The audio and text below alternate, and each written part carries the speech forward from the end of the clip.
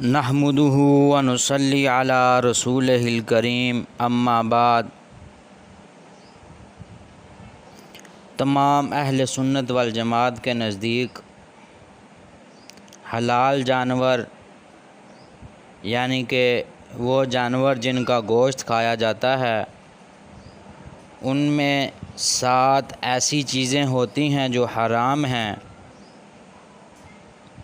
Number 1 بہتا خون، number 2 مذکر جانور کی پیشاب گاہ، نمبر 3 خصیتین، نمبر 4 مؤنث جانور کی پیشاب گاہ، نمبر 5 غدود۔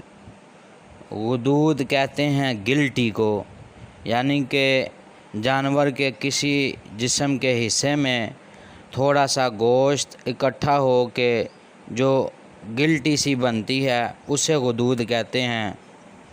نمبر 6 مثانہ، نمبر 7 پتا۔